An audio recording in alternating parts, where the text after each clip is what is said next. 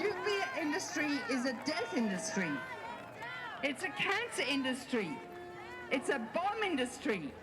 It's killing people and will for the rest of time.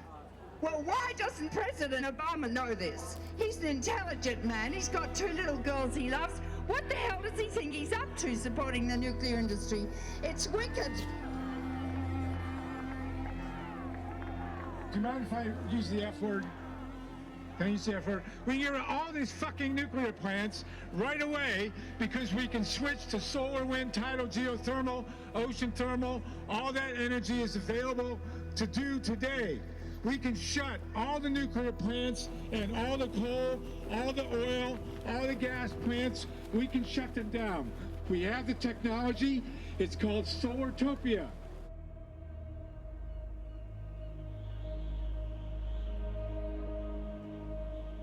As a lifelong environmentalist, I'm against nuclear. But what if what I've been thinking all this time and what my friends have been thinking all this time is wrong? It's been interesting to see how people respond to my pro-nuclear power position, because they respect me for my books about nuclear weapons. They know that I'm a liberal Democrat, and they're puzzled. I was against nuclear power. All I had to say was 3 Mile Island, Chernobyl, atomic bombs, atomic weapons. My mind was made up, definitely. So I needed a lot of input. Research I did, and scientists I interviewed, and so on. Going and visiting and seeing for myself. I was under no doubt that my whole career and my whole reputation as an environmental activist, communicator, was at risk if I talked publicly about having changed my mind about nuclear power. I'd have been much better advice just to keep my mouth shut. But I couldn't do that.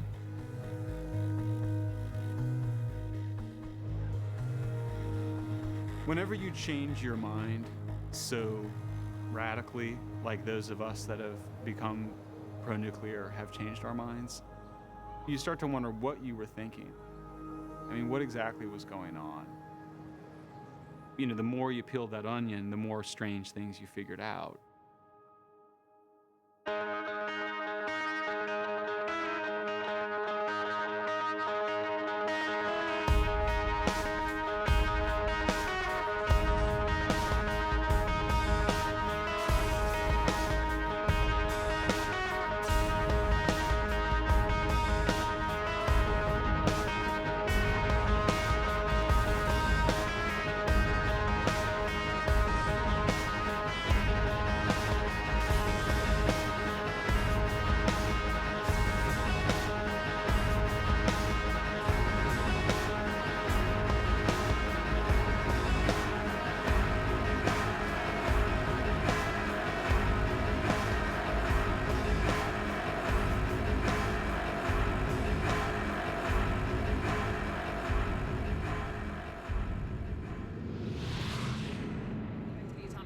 Issue in Tokyo from the nuclear power plant at Fukushima Daiichi. Now, today, 4 of the 6 reactors there remain in states of danger.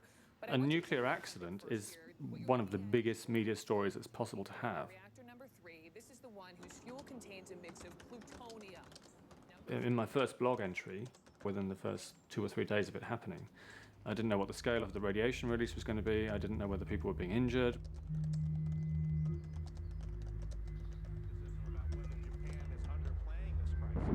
The fact that this was happening live on TV and that there were explosions, you know, this was a nuclear power station blowing up.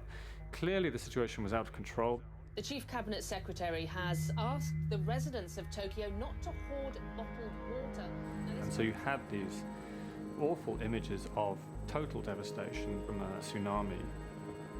And the story was a nuclear power accident. It all got muddled together. Some people on the west coast of the United States worry that radiation could travel 5,000 miles. I hadn't been pro-nuclear all that long before the Fukushima plant started to melt down. It's hard to watch that happening and not start to question whether or not this is an energy source that is really safe. Radioactive isotopes will likely reach California, but experts say those levels are so low they certainly fall within safe limits. Now, a large network of radio monitors is keeping close tabs on all of this. The environmental long-term effects, obviously, still to be determined. I thought, I've got to keep my head, you know. I could completely lose it here, and I could just panic.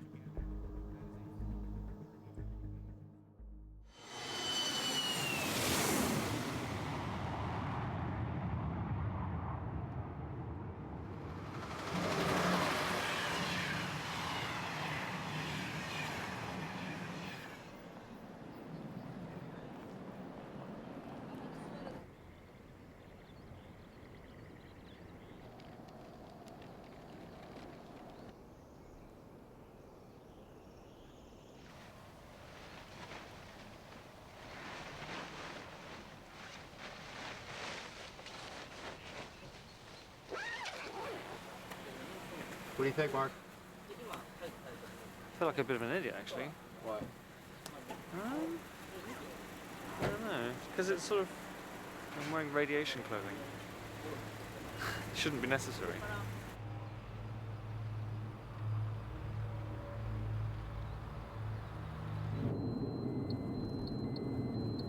It must be absolutely awful to have your town wiped out by a tsunami and earthquake, and then you can't even come back and rebuild because the whole place is contaminated by radiation. Even if it's not massively contaminated, it's contaminated enough that it scares the shit out of you, and I think that's, you know, nobody can look you in the eye and say you shouldn't be worried. And you know, and there's no other energy source that does this, that leaves huge areas contaminated by this strange invisible presence which you know is potentially deadly. You know, everything has its drawbacks, everything has its risks, but this is something which is unique to nuclear. I guess I can understand why people are scared of nuclear power more. You know, it's kind of eerie. So I would say I'm having a wobble. I can see why we'd want to do without nuclear power. I really can.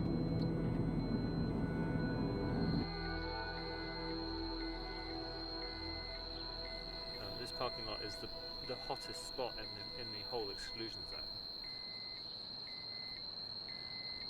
This place got some serious fallout, I think. So you still pro-nuclear?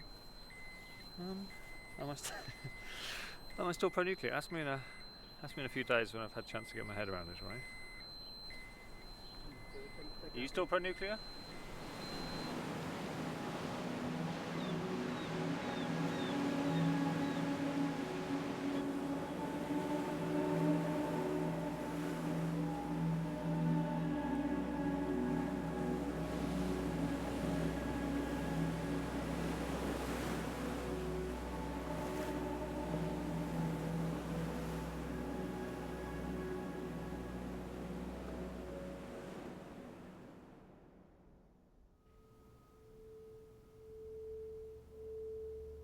To start the chain reaction, all we need is one neutron.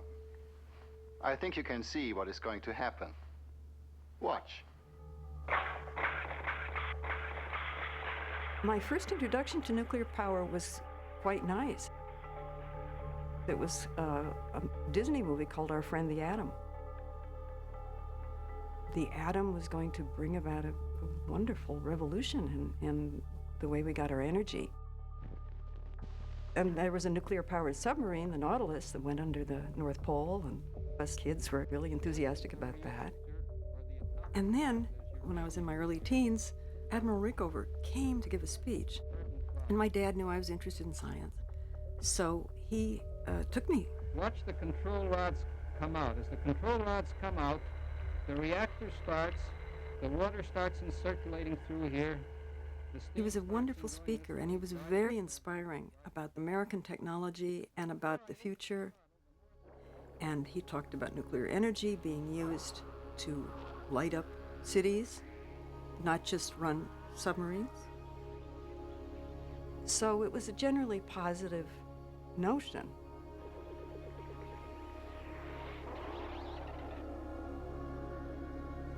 I got into the nuclear business in early 1948.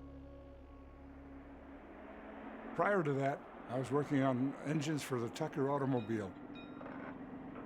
Everything we had done up until that time to produce energy was by burning something.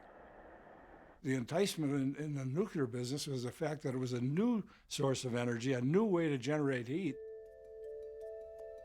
But the equivalency is huge. 1 pound of uranium, which is the size of my fingertip, if you can release all of the energy, it has the equivalent of about 5,000 barrels of oil.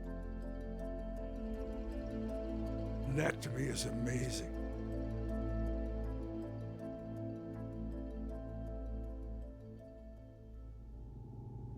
I worked at Argonne National Laboratory in Idaho, which really was the headquarters in the world for nuclear power at the time. We were building this first in the world experimental breeder reactor. EBR-1 was an experiment just to prove that the concept made sense scientifically. Everything happened just like we expected it to. The reactors went critical.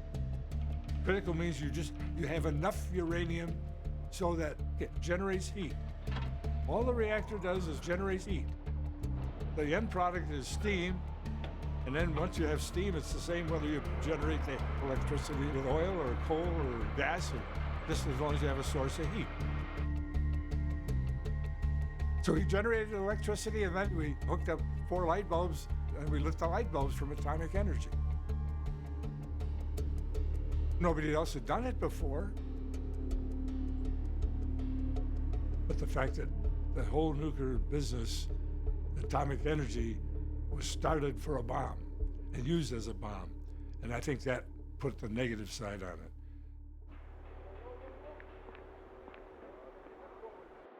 I'm just old enough to have conscious memory of World War II and the ending of World War II.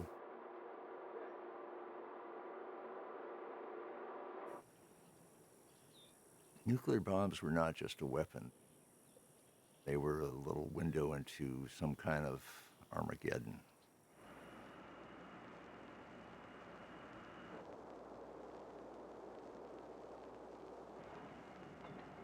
The photographs and the films and the stories that came out of Hiroshima and Nagasaki, those things cut pretty deep.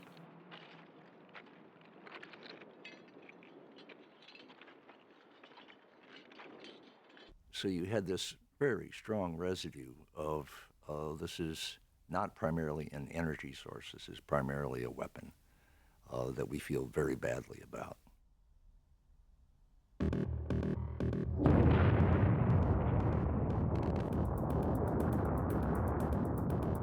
And then the testing went on and on.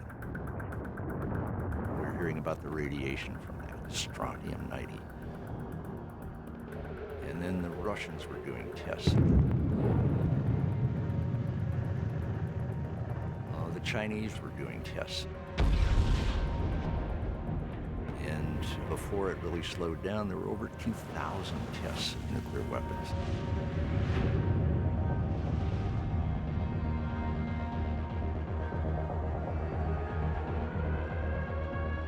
I grew up having nightmares that my hometown was bombed into oblivion and I was the only survivor. Us kids were in school doing duck and cover routines under the desks, and the backyard fallout shelters and all this stuff made it all pretty personal.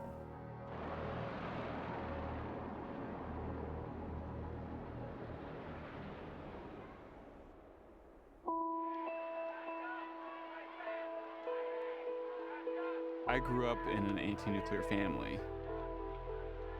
You know, my parents were children of the 60s. They were liberals, environmentalists. To actually believe in nuclear power was, by definition, to be a dupe. Every step along the way, measures will be taken to guarantee that our plant at Connecticut Yankee contributes to the beneficial and harmonious development of the Connecticut Valley. The Haddam Neck site will be artfully landscaped so that the buildings harmonize with its wooded background.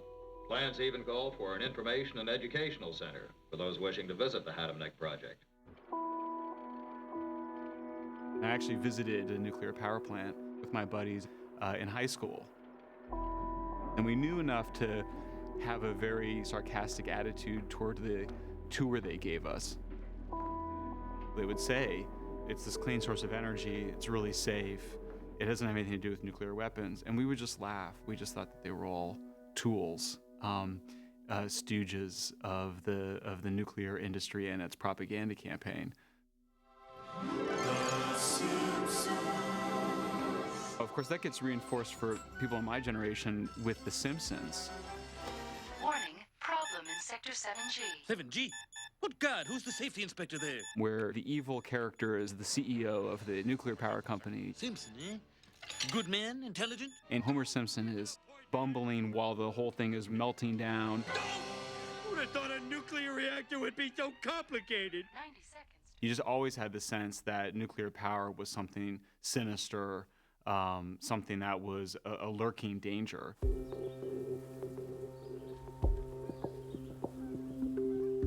I was against nuclear power because I was an environmentalist. I am an environmentalist. And the two things go together. Certainly that always seemed to be the case. Looking back, I suppose you could say I was a hardcore activist. It's almost like being in a battle zone, you know. It's the kind of experience that most people never have, where you're battling the forces of evil almost on a day-to-day basis. Evil being the big corporations, those who are making profit out of this destruction, and good being us. The slogan was "No compromise in defense of Mother Earth." That was the original Earth First slogan, and it's one that I still subscribe to at a very deep level, I think. Well, nuclear power was evil, no doubt about it.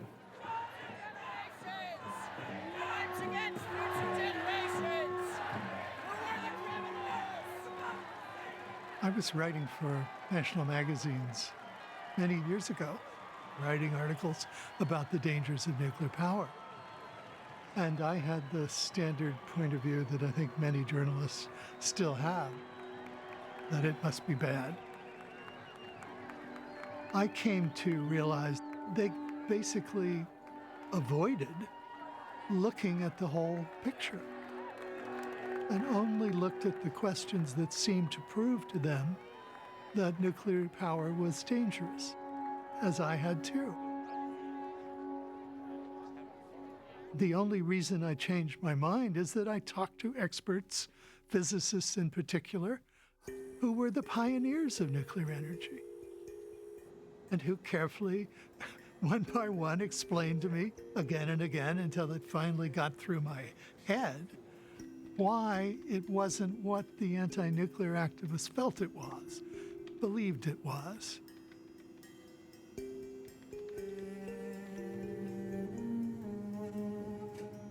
I was right there at the beginning of this. That was my chance to do something for humankind. This, after all, was an unlimited source of energy. I assumed that all electrical power, if we were successful, would be generated by nuclear means.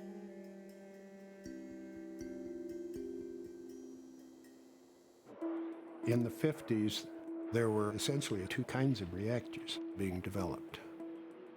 The breeder reactor, which EBR-1 was a prototype for, and the light water reactor. The breeder reactor breeds plutonium and can recycle it over and over again. It's very good fuel. The light water reactor is a much simpler reactor, but it produces much more waste. It was chosen by Admiral Rickover to be the reactor for the submarine. There are many things to be said for light water reactors, and there's some to be said against them. But with Rickover's influence, the light water reactor became the principal commercial reactor around the world. We developed water reactors, but we looked upon that as sort of a near-term, short-range stepping stone to real nuclear power, the breeder reactor. That's what we consider to be the most likely real long-range future for nuclear power. But the water reactor got marketed first.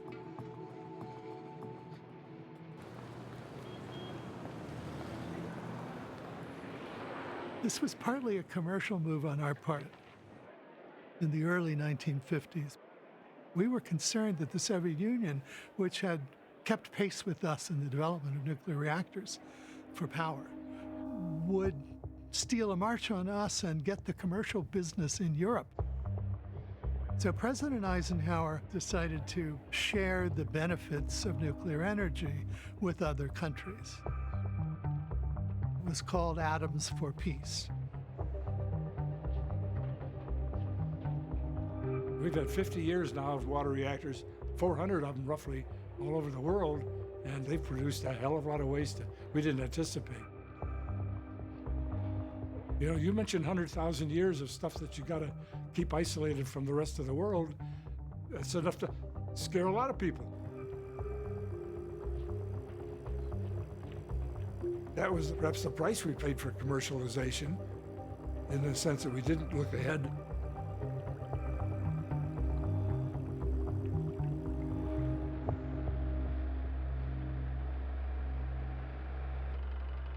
Nuclear power was developed as a kind of a boutique energy source by utilities executives who really didn't know very much about it. I talked to people who said, well, I heard about it on the golf course from the guy who runs the plant down the road. He's going to build one, so I thought I should too.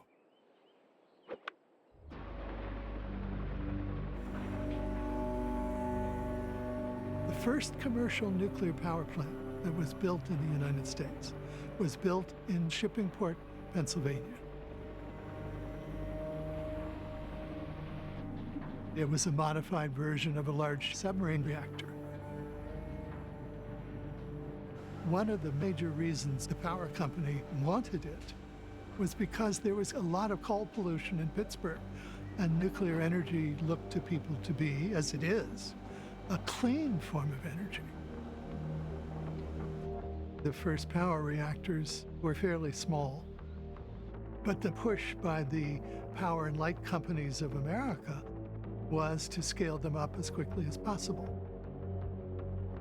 Safety, instead of being inherent in the design of the reactor itself, had to be engineered around it, as it were. You had to have multiple core cooling systems that had to be added on to anticipate possible breakdowns of various kinds.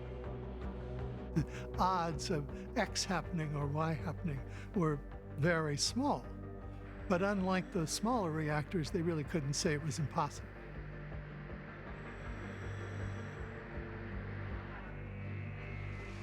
Late today, officials here in Washington summarized briefly what seems to have caused the problem. First, a pump in the generator system broke down at 4 a.m. yesterday. The reactor immediately shut down. Reactor operators decided to open the valves and release radioactive water from the reactor. That apparently may have been the wrong thing to do. When the emergency core cooling system came on automatically, an operator turned it off.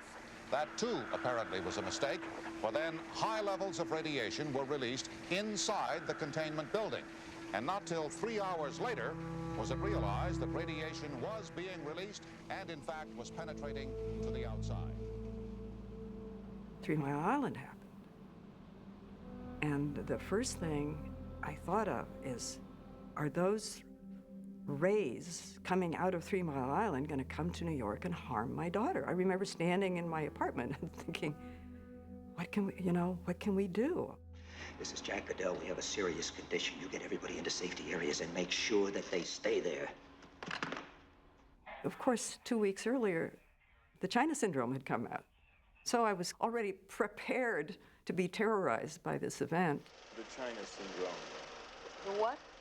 If the core is exposed, for whatever reason, the fuel heats... The idea behind the China syndrome is that the nuclear power plant would melt down and it would burrow a hole all the way to China. Never mind that China's not actually on the other side of the Earth as the United States, but That was the idea, that it would that the worst case scenario would be apocalyptic. The number of people killed would depend on which way the wind is blowing. Render an area the size of Pennsylvania permanently uninhabitable, not to mention the cancer that would show up later. That's when I think I began to conflate nuclear power with nuclear weapons. From a leaking nuclear plant. We don't want a radioactive wasteland, whether it's from a bomb or a nuclear plant. That's probably the sort of thing I would have answered. It just seemed like, okay, nuclear anything is a bad idea. I want to just say a few words about the China Syndrome, my movie, The China Syndrome, because if we continue to place our health and safety in the hands of utility executives whose main goal in life is to maximize profits, then we will see more Harrisburgs, we will see more leaks, and we will see an increase in the cancer epidemic that is already running rampant in this country.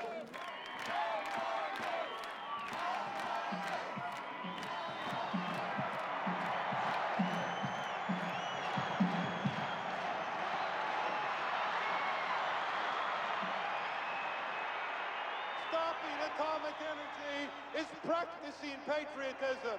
Stopping atomic energy is fighting cancer. Stopping atomic energy is fighting inflation.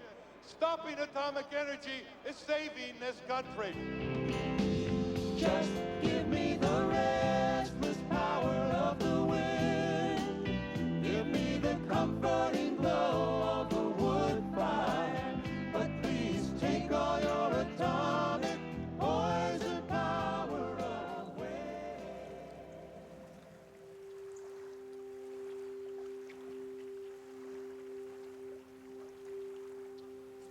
In the 1980s, my husband and I were living in the East End of Long Island, and word gets out that this nuclear plant is going to start up. And this is, of course, right after 3 Mile Island. That's very much in people's minds. The local pro-environmental people, and I would be one of those, just said, yeah, we gotta stop Shoreham however we can. Every day the plant operates, radiation will be coming out of the plant, right? And it'll get into the food. Women may be hardwired to protect our families. And it's just a natural impulse. If something looks like it's bad, we're holding up our hand and saying, no. No, please, we can't have that.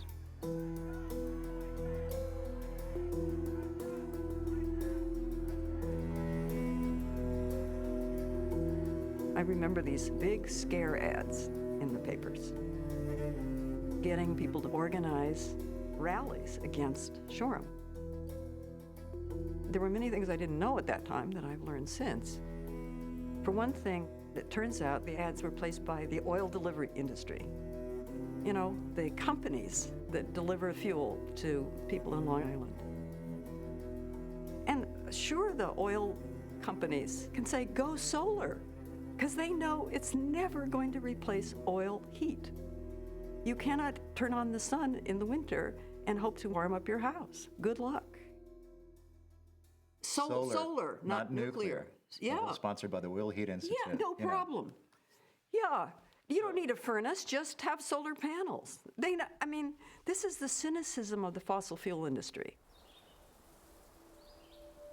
Shoreham was actually finished and started up and then immediately shut down by the governor of the state and basically mothballed. It was this immense investment, billions of dollars, in a reactor which would have been of great use to New York City. But people were so afraid of it that they simply said, shut it down. And today it's a mausoleum.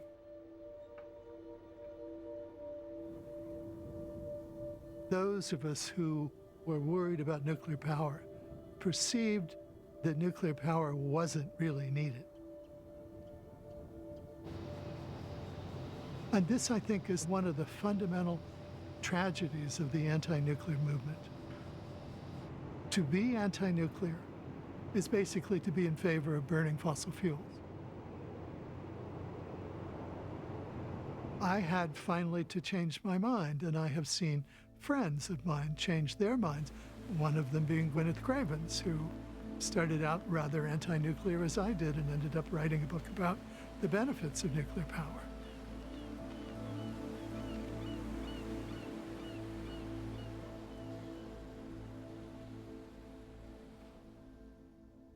The difference now is in the scale of the damage we are doing. We are seeing a vast increase in the amount of carbon dioxide reaching the atmosphere. It is mankind and his activities which are changing the environment of our planet in damaging and dangerous ways. Change to the sea around us, change to the atmosphere above, leading in turn to change in the world's climate, which could alter the way we live in the most fundamental way of all. That prospect is a new factor in human affairs. It's comparable in its implications to the discovery of how to split the atom. Indeed, its results could be even more far-reaching. We can't just do nothing.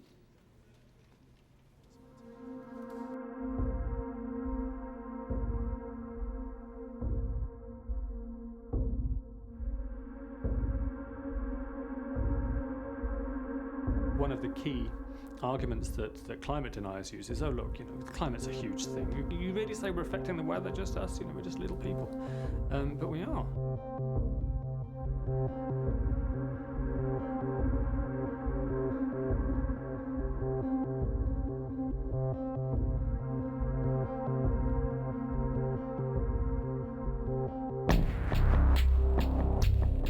We're beginning to see the kind of destabilization and chaos that you get actually when you see this transition to much warmer global temperatures. And that process of change, very, very rapid climate change, is going to wreak havoc on human society.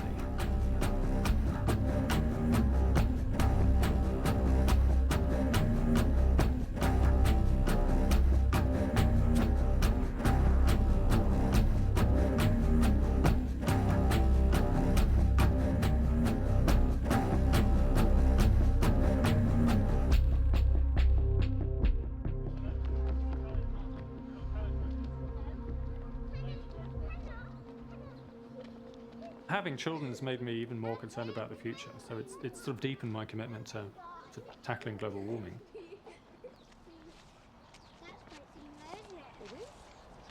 Loving your children is about loving the future and loving the world that they're going to inherit. And so you've got to make sure that that's right.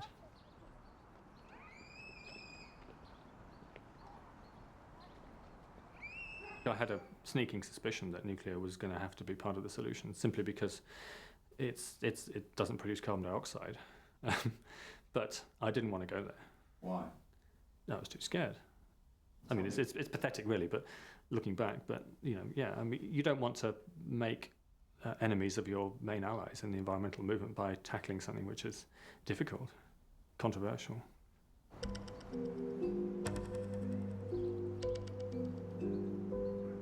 Ted and I spent basically the entirety of our professional careers working for the big environmental groups. I mean, you name it, Sierra Club, NRDC. We even worked with Earth First on a campaign to save the last ancient redwoods in California. We were movement guys. I mean, we were consultants to the big green groups. We really accepted most of the basic ideas of the environmental movement. And I think over time, we, became gradually disillusioned with the traditional environmental approaches to climate change. It's my assessment that we have no consensus here for Article 10, then we are going to delete Article 10 from the protocol. It's so decided. People would tell you that, oh, everything is going to change. The world is going to implement the Kyoto Treaty on global warming. We're all going to start using solar and wind for our energy. It was a very seductive narrative. Then, para A is adopted.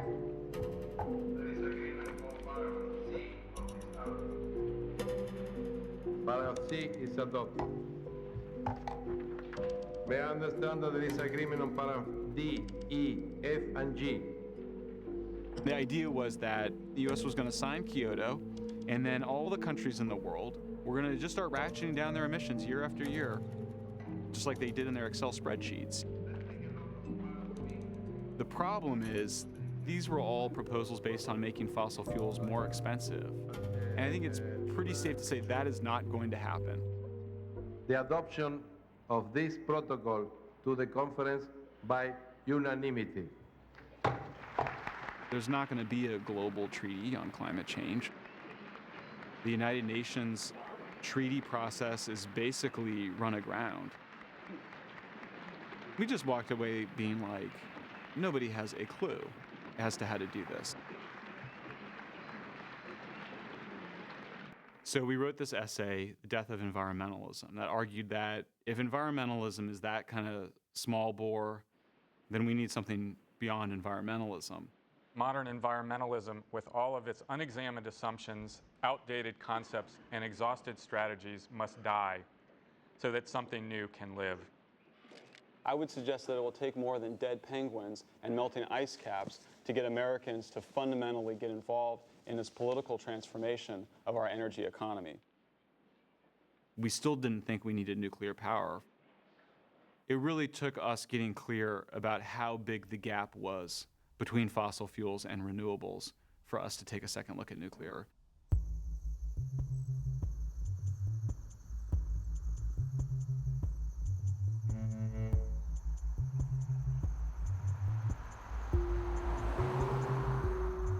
Part of the problem is intermittency, and that hasn't been solved. It's not always sunny and it's not always windy, and there are long periods of time when renewables would deliver no power at all into a grid. So they have to have natural gas backup.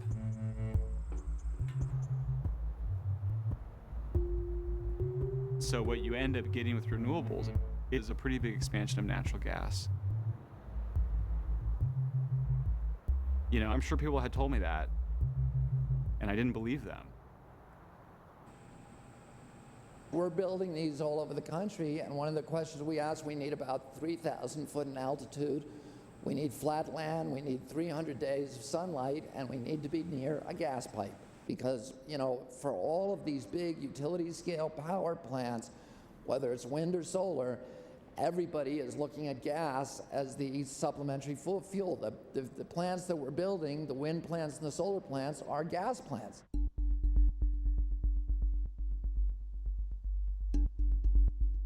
I end up feeling like a sucker. I ended up feeling like I was a sucker. The idea that we're going to replace oil and coal and natural gas with solar and wind and nothing else is a hallucinatory delusion.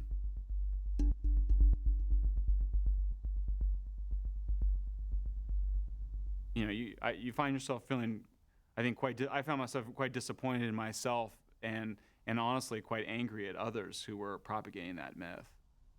This light bulb, when everybody's got them, is a quadruple efficiency bulb. That'll displace 24 power plants. This thing for fluorescent lights will displace 60 big power plants. This motor controller chip and about 10 other things you do to motors save 70 big power plants. Just these three things. There goes every nuclear plant we have. I had gotten the religion about energy efficiency and renewables in college when I first read Amory Lovins. Amory Lovins is still taught in maybe every liberal arts environmental studies class in America.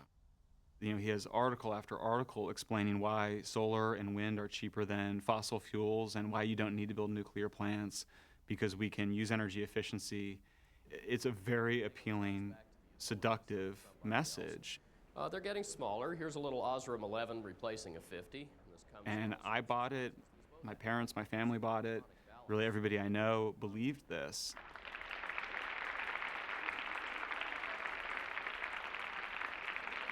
The standard sort of green environmentalist narrative has been that we can all use less energy.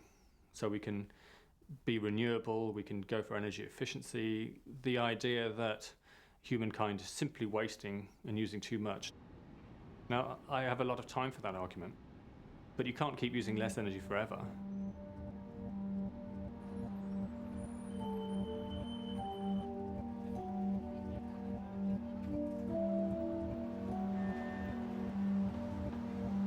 Most people kind of think that somehow we're going to be reducing our energy consumption. Actually, we just find more and more uses for it. If you look at all the energy that is used by an iPhone, not just to make it and to power it, but also to power all the servers, all of the stuff that you don't see that the iPhone is connected to, it uses as much energy as a refrigerator.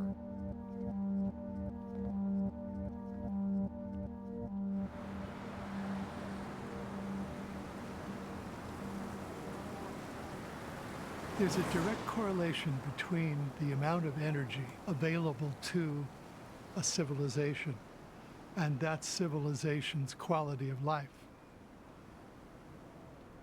Unless you want to condemn more than half the population of the Earth to poverty and sickness and short lives, we're going to have to produce more energy. In regions that don't have electricity, or very little electricity, the lifespan is much shorter. Clinics, schools, refrigeration, all of these things rely on electricity. And just a few watts make a big difference. As soon as you get electricity, you improve people's lives. So that's human life. First of all, we're talking about just quality of life. And if you look at the countries with the best quality of life, they are the countries that consume the most electricity. Rain or shine, 24 hours a day, a steady stream of power.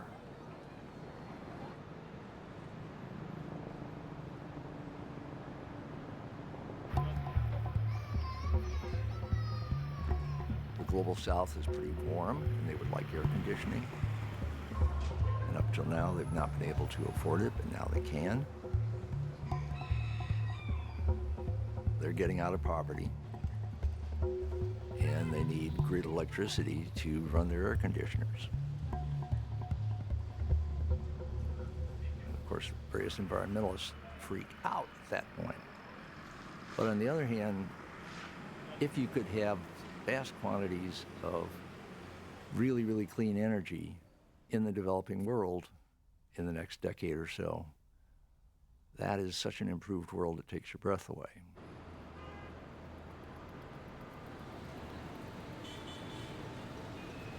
Assuming that the world continues to develop and that China and India and Brazil become rich countries over the next half century or century, how much energy is the world going to use? When you start running those numbers, it's a sobering exercise. And you may not be able to get that number exactly right, but you realize we're going to basically double the amount of energy we consume by 2050. We're probably going to triple it or quadruple it by the end of the century. And meanwhile, if you want to stabilize emissions at some reasonable level, almost all of that energy has to be clean energy.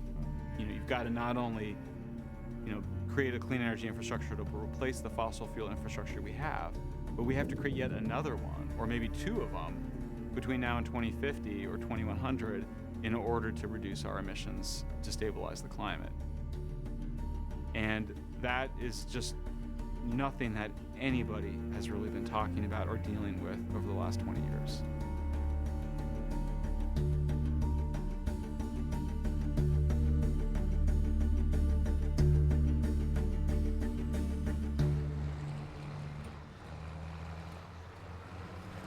It comes as a shock to a lot of environmentalists to hear this, but coal is not only the most widely used source of energy in the world, it's also the fastest growing source of energy. Its use is accelerating worldwide, faster than natural gas, faster than renewables, faster than anything else.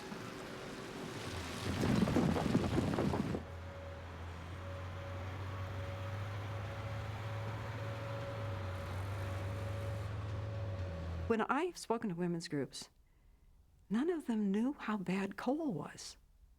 They didn't know it killed people.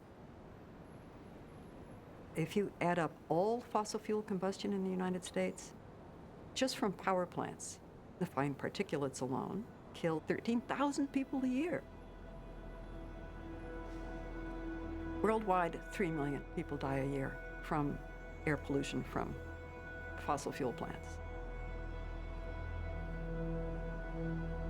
One of the big surprises for me when I started looking into the mortality data, the death rates associated with each energy technology per amount of energy they make, is that nuclear is the second safest after wind. And in fact, to add to the irony of it, nuclear power is even safer than solar panels. Making solar panels is an incredibly toxic process.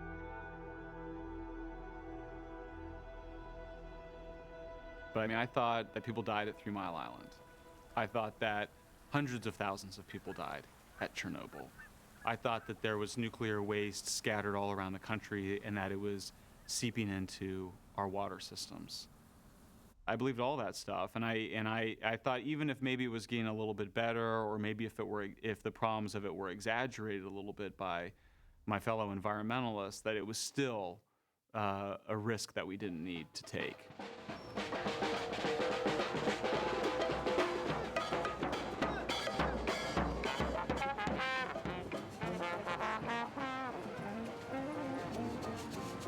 There hasn't been a single death from the operation of commercial nuclear reactors in the United States. Not one death in the history of nuclear power in this country. At Vermont Yankee, which anti-nuclear people are trying to shut down, protesters keep saying it's causing public health problems. It's not. But it's leaking tritium. It's leaking tritium, that's true. Banana breaks? Oh, I'd love one. Sure. Thank you. If you ate one banana, Banana breaks? which have a potassium isotope that's a little hot, you would get more radiation exposure than you would if you drank all the water that comes out of the plant in one day. Banana break! Tritium is a naturally occurring hydrogen isotope. We're going to ask that all those people who are willing to risk arrest remain in this safety zone until the rest of the people have moved up.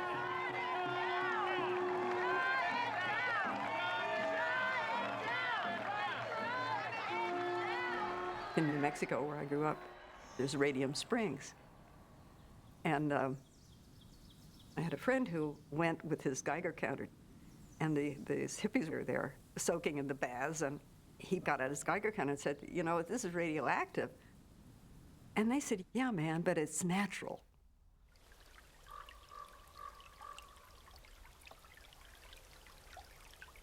It's true to say that we're all bathed in natural radioactivity. It's affecting all of us all the time.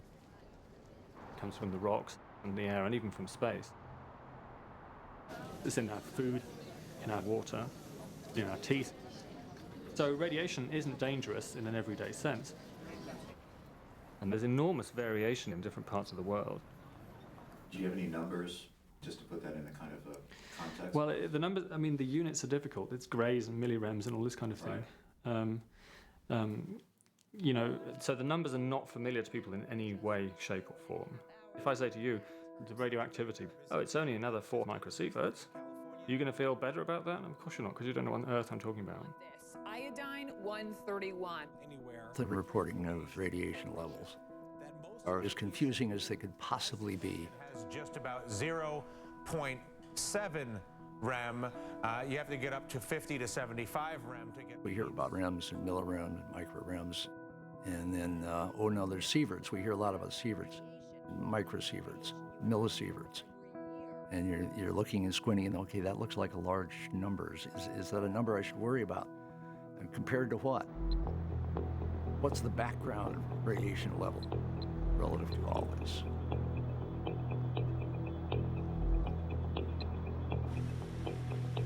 I didn't even know there was such a thing as natural background radiation, actually.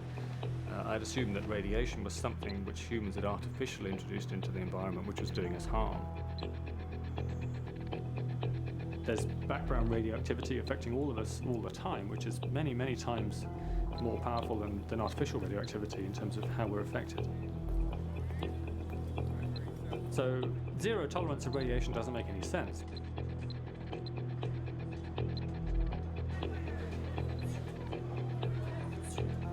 Radiation increases with altitude. So people who live at high altitude get a higher dose than people who live in low-lying areas. And if you're traveling on an aeroplane, say if you're going from New York to Tokyo, you'll get 20 times the average background level during that flight. For example, in Guarapari Beach in Brazil, the natural background radiation there is way above permitted levels in terms of what the public can be exposed to. And that's what's coming out of the soil that's on the beach. Can you ask him why he does this? Por que você está fazendo isso? Por algum motivo especial? Rapaduras no corpo dele. He has a body pains, you know? And this helps? E ajuda? Ajuda. Ajuda. It helps.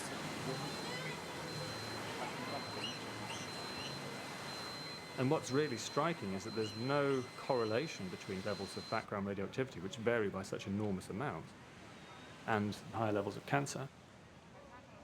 Cancer is something which is the greatest fear of most people in rich countries, because it kills 20% of people anyway.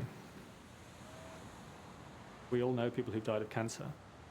And so this idea that radioactivity is a cause of cancer is probably the #1 reason why people are scared of it.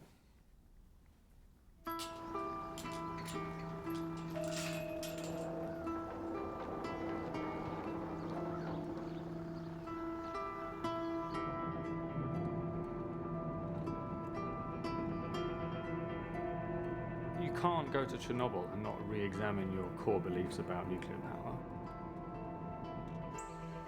I mean, you would have to be really thick-headed and not to look at that and look at the damage that was done and say, all right, when it goes wrong, we know that we do everything we can to make it go right, but when it goes wrong, it can go really very wrong indeed.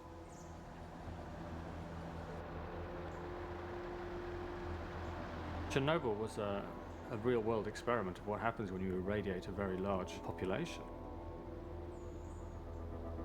But 1986 was a long time ago, so we've got the perspective and the distance to be able to assess what the real impacts of that were. And then nothing like what was expected.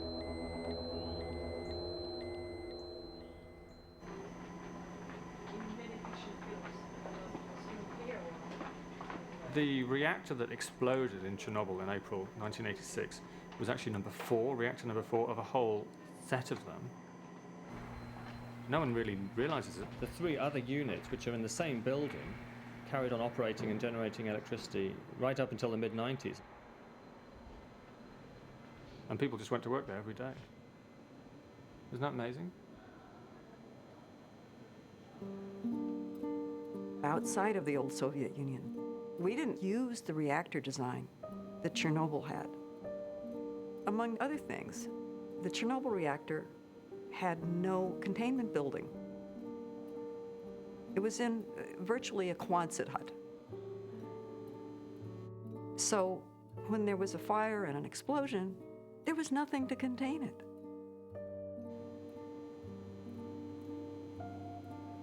Chernobyl was a different kind of reactor. It was inherently unsafe. It was primarily designed to make plutonium for bombs. No Chernobyl-style reactors were ever built in the West. But if you could then point to other nuclear power stations and say each of those could be a Chernobyl, then you've got a pretty powerful argument against nuclear power.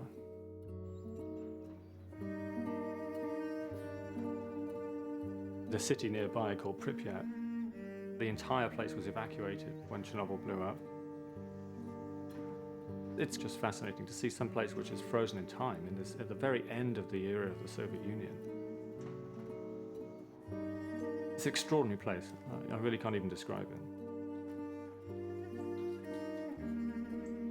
it. It's a bit like the Fukushima thing in the sense that you're tramping around on this debris of broken glass and broken everything, and it's almost as if the explosion at Chernobyl had somehow caused this.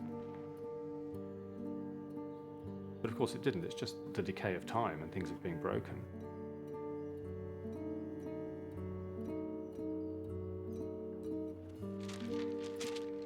Obviously, what people are concerned about with Chernobyl is the radioactivity.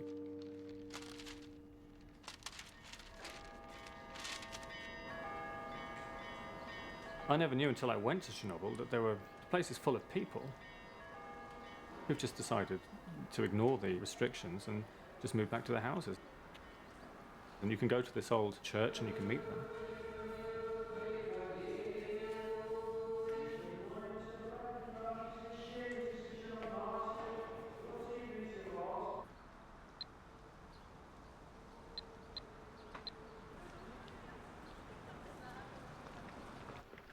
Let's ask him when and why did he decide to come back, and how many people came with him.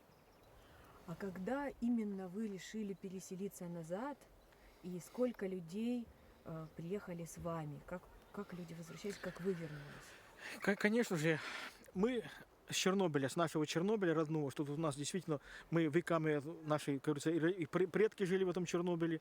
Мы, конечно, никто не хотел отсюда уезжать. Весной уже начали приезжать. Конечно, никто нас не пускал. Мы приезжали лесом, приходили тропками всякими.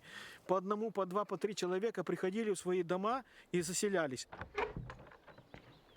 Вот смотрите, прошло 25 лет, я 25 лет тут в Чернобыле нахожусь. Видите, я здоров, жив-здоров.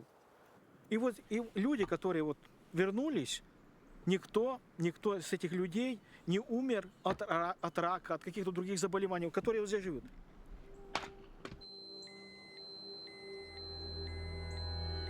The explosion of the reactor at Chernobyl had enormous consequences, but not the ones I think many people expect. I followed the studies that have been done by international experts in radiation and oncology that followed the damage at Chernobyl for all the years since. The damage that was caused to people by the fallout from that worst of all nuclear power accidents has been remarkably limited. You can look at the evidence, it's all been published, it's been certified by the United Nations and the World Health Organization.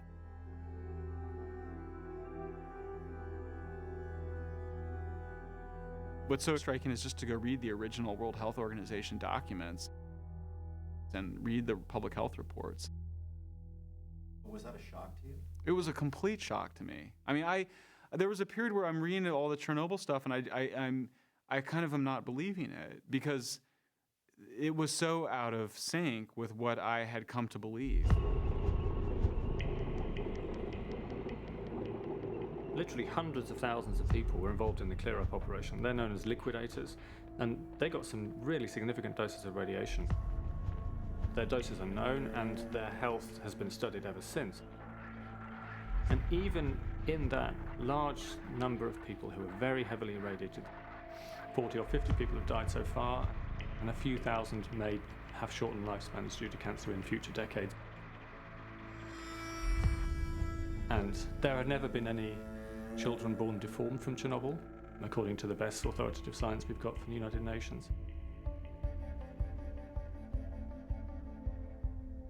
So people have substantially been fed an urban myth, really, about what the impacts of Chernobyl actually were.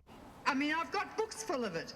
1 million people dying right now or have died because of Chernobyl, and it's only 25 years ago. How many millions more will Chernobyl kill? 40% of the European landmass is radioactive.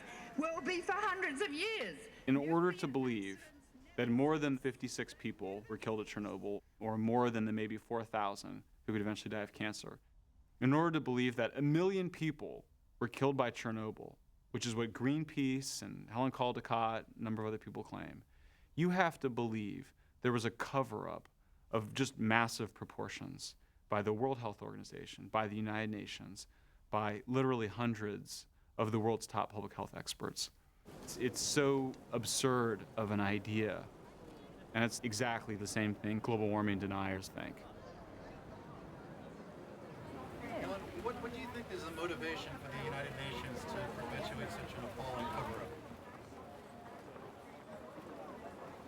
I don't know. I'm not privy to their motivations. the difference between 50 people and 1 million people is so extreme. I think people are confused about what to think. Well, they should look at the literature.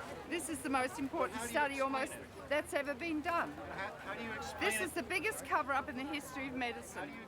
Many of the tactics and the arguments that have been used by the environmental groups against nuclear power are exactly the same tactics and arguments that are used by climate skeptics. The United Nations, that's where all of this started. It was the IPCC in the United Nations said that the world's going to come to an end because of the emissions of CO2.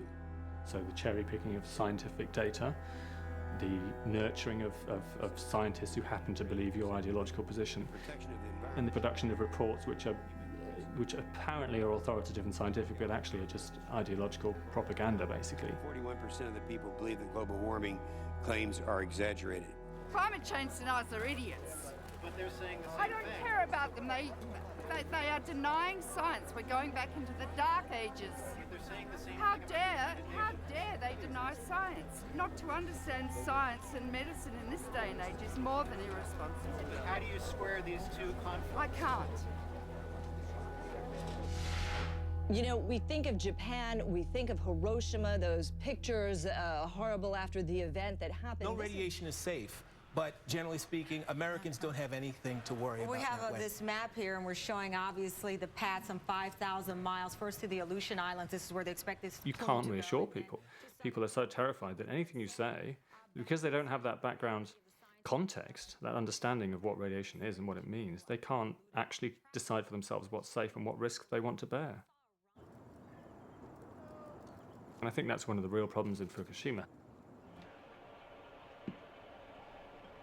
There's no way for the experts to actually communicate what is safe to the general public.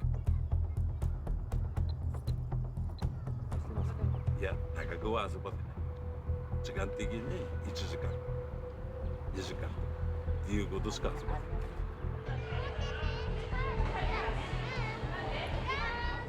If you were exposed to the fallout from Fukushima, according to the World Health Organization, the UN generally, the increased risk of getting cancer is estimated to be so infinitesimally small, given the large population, that you will never be able to identify this impact epidemiologically.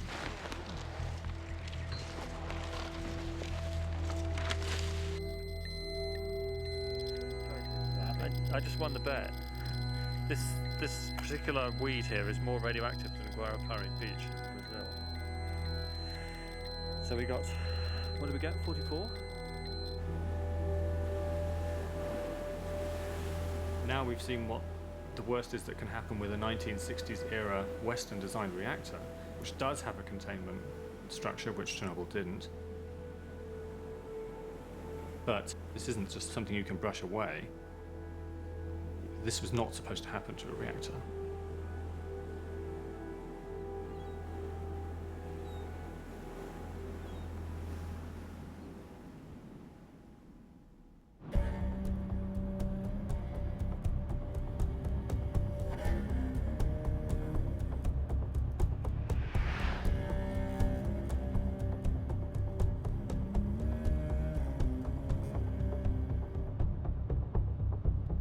Back in the 80s, it was clear to me that something had to be done. Something better than present day. About safety. And it wasn't only in safety. It was in matters of waste as well, and in proliferation matters, and over all of those things, the matter of economics. You can't make the plant impossibly expensive by making it too complicated. Let's go ahead and go up to the main parking lot there then. All right, thanks very much. So, in 1980, I was given the job of directing the entire program of advanced reactor development at Argonne National Laboratory. Our goal was to design a new type of reactor where the very physics of it would be such that it could withstand almost any type of accident that nuclear plants can be subject to. It was called the IFR, the Integral Fast Reactor. The budget was about $100 million a year. 1,500 people, scientists, engineers, supporting staff. This was a very big development program. But you've got to test it. Calculations don't tell you everything. You've got to have the big facilities that say, if we have an accident of this kind, what will happen? We will now start setup for the test. We did 2 experiments to demonstrate some unique safety features that that reactor has that others don't have, and invited people from all over the world to come and witness it. T-minus 2 minutes. Station blackout is a term that's used by NRC, the safety folks, to describe the situation where one loses all bulk AC power. You assume that you lose off-site power. You assume that you're getting no AC power from your own turbo generator. You assume that your first diesel started up and it failed to start up. The second one started to start up and it did also fail. So you end up dead in the water with no AC power. This experiment was almost a direct parallel to what happened at Fukushima. It was eerily similar. We ran the reactor at full power, disabled the shutdown system, so the operators had no ability to shut the reactor down. And we shut off the cooling system. Didn't extract the heat, so we just let things get hotter. In most reactors, you can't do it. No reactor that I know of would survive that accident. You have a meltdown. The international audience were watching the temperature going up like that, straight up. They turned around like so to see if I was or if the Argonne guys were running. By the time they looked up again, the trace had turned like so, and it was on its way down, and the reactor just quietly shut itself down. No action required of the operators, no action required of the safety systems, nothing. You could just stand back like this, watch the dials if you wished, and the reactor shut itself down. 30 seconds till test time. Well, in the afternoon, we started the reactor up again and carried out the conditions responsible for the accident at 3 Mile Island. 5, 4. We shut off the pumps. Just shut off the pumps. All major reactor accidents happen because of one thing: inadequate cooling. The IFR type reactor, which EBR-2 was a prototype for, if you cut it off from the steam system so it cannot reject its heat, it will just shut itself down. So it can't melt down? No, it can't melt down.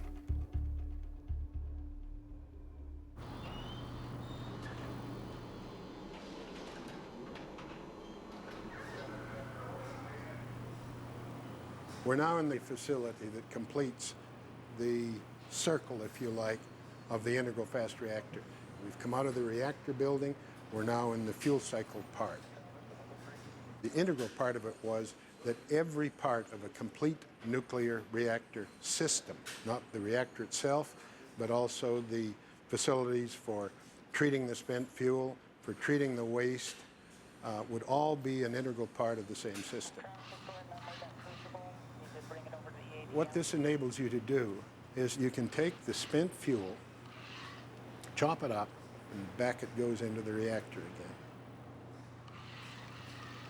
You can recycle the fuel again and again until the end of plant life.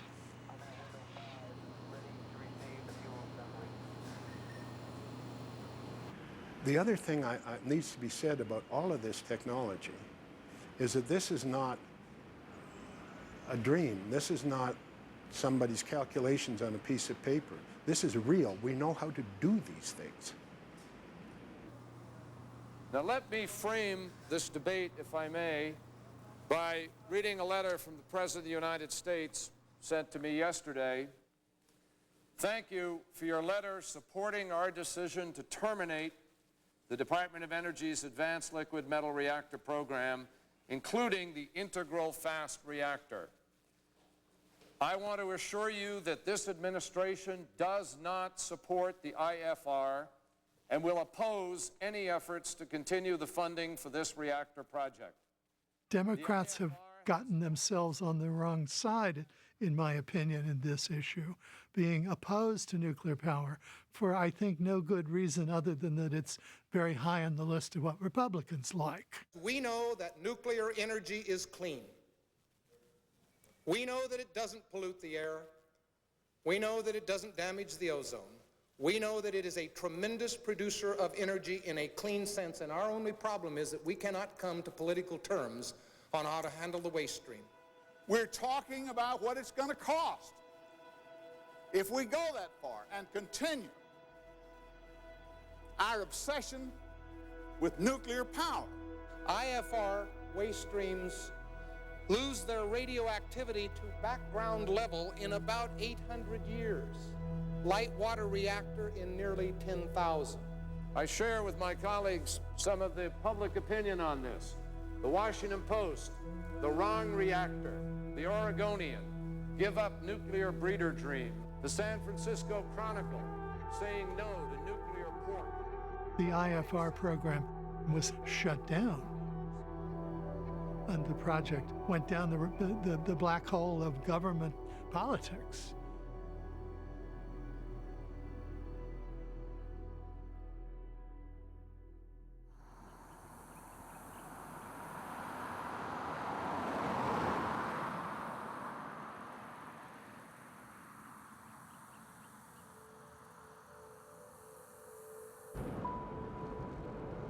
It was by chance that in about the year 2000, I think, I wound up in the desert on a visit to Yucca Mountain, America's planned nuclear waste repository, 100 miles north of Las Vegas. A hole in the ground where $10+ billion were spent on vastly expensive experiments, trying to prove that this place is going to be absolutely safe, quote, for the next 10,000 years. So I just felt like, wait a minute, people, this is nuts. Among other things, have you even thought, we were professional futurists, many of us were on this trip, what exactly is this world 10,000 years from now that we're trying to protect? Science fiction is what we were playing out at vast expense at Yucca Mountain. The kinds of experiments they were doing in that mountain, it's not a mountain, it's just a ridge, certainly didn't persuade anybody for political reasons. Yucca Mountain was not opened and will probably never be opened. Then I started to look at, well, what actually is the amount of hazard that comes from nuclear waste? The first thing I found out is what people were actually doing with the nuclear waste, which is being generated all this time by every nuclear power plant, turns out to be pretty good. They just put it in this pretty simple but very workable dry cask storage, and they park it out back of the parking lot, and you can go there and see it. There's the nation's nuclear waste. Is it causing any problems? No. The other realization for me, and it took a while to get through, is that by not putting it in the ground, you've got the option to use it as fuel in fourth-generation reactors. Wow, we can take this waste from the nuclear plant and recycle it into fuel, either by reprocessing or by having a new kind of reactor that uses it as fuel. That looks very much like a renewable resource. People are always talking about nuclear waste, the accumulation of nuclear waste, and I did too. I think it's around 70,000 tons have accumulated of used fuel in the United States. I thought the quantity was staggering. In fact, all the spent nuclear fuel from commercial nuclear plants in the United States could fit in a single football field if you stack the fuel rods to a height of about 3 meters. That's it. But of that, only a very small fraction, mainly plutonium, is long-lived. by long-lived, I mean, would still be hot thousands of years from now, still be highly radioactive.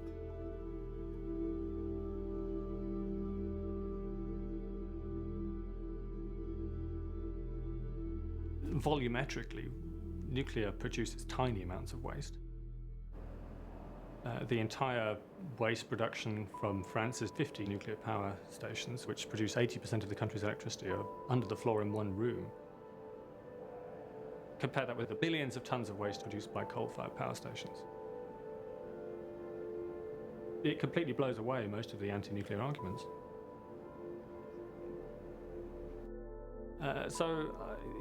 It's not, nuclear waste is not an environmental issue. It's not something which, as an environmentalist, I'm concerned about.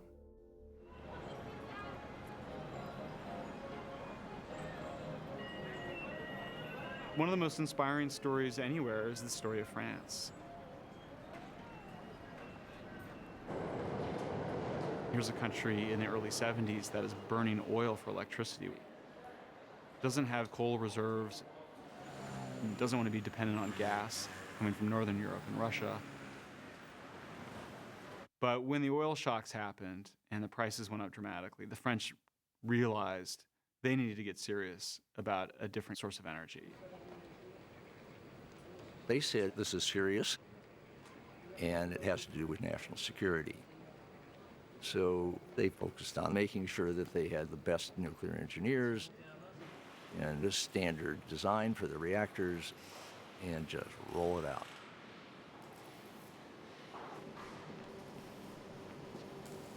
What's so significant about what the French did is that they did it so quickly. They scaled up almost exactly at the pace that we need to scale up nuclear power globally. They now have 80% of their electricity coming from nuclear. Their trains are electric powered. They have clean air. They have the cheapest energy in Europe.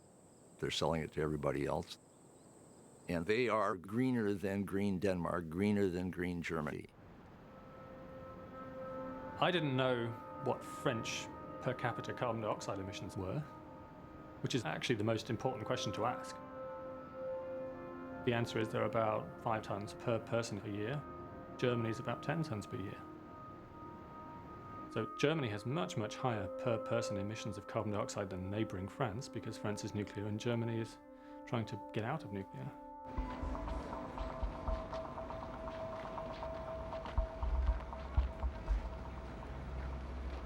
When we look at nuclear, we have to understand that we're making a long-term investment. Now, it's a big upfront capital cost, but these are plants that are going to last 60, 80, maybe even 100 years. And much of the other infrastructure that's being built will last far longer than that. And when you really look at it that way, there's just really no question. It's a much more economical alternative to very expensive solar panels or very expensive wind turbines that require backup power.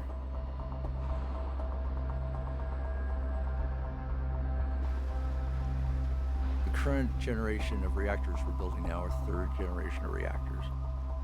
This technology is much safer.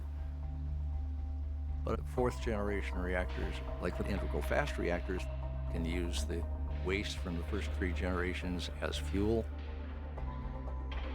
The great philanthropist Bill Gates has put money and time into a traveling wave reactor that you basically stick in the ground and it goes through its body of fuel over a period of 60 years. You don't need to refuel it. There's a thorium reactor the same group is working on. Other fourth generation coming along with the small modular reactors. They look exactly like the kind of local power source that environmentalists have increasingly been saying we should have. So there's a renaissance in reactor design that those are just the first glimpses of.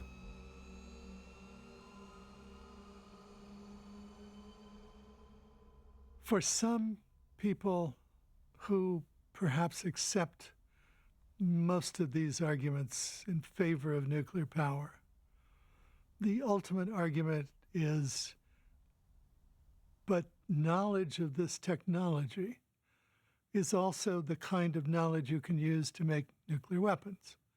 And that's quite true. It is. There are, by the CIA's estimate, about 37 countries in the world today that, if they wanted to, could develop nuclear weapons. They have the technical and scientific infrastructure to be able to do that. How many countries actually have nuclear weapons? 9. Which I think begins to point out the fundamental flaw in the concern. We won't get rid of nuclear weapons by forgetting how to make them. We will get rid of nuclear weapons by deciding we don't want them around anymore. Turns out that the United States has been buying up nuclear warheads from the Russians for over 10 years now. 16,000 nuclear warheads. And we're recycling all of these nuclear warheads into energy, electricity, nuclear power. And so nuclear power is doing more to de-nuclear weaponize the world than any other thing that we do. Poetically, it's rather beautiful. The very things that were designed to blow up our cities are now lighting up our cities. And amazingly, 10% of American electricity, half of our nuclear power, comes from reprocessed Russian warheads. Well, ideally, every single nuclear weapon in the world eventually can get turned into electricity.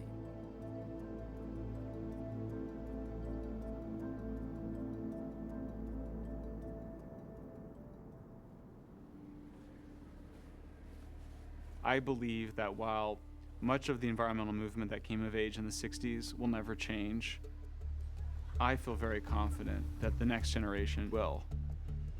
They're going to understand the challenges they face in an energy-hungry world, and they're going to put nuclear in its proper context. We can have a world of 7, 8, 9, even 10 billion people that are living high energy, resource-intensive, modern lives without killing the climate. And that's exciting.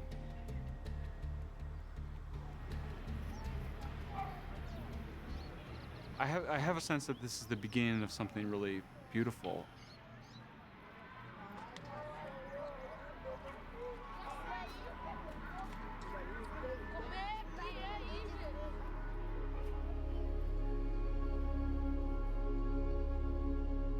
You actually do feel like this is the beginning of a movement.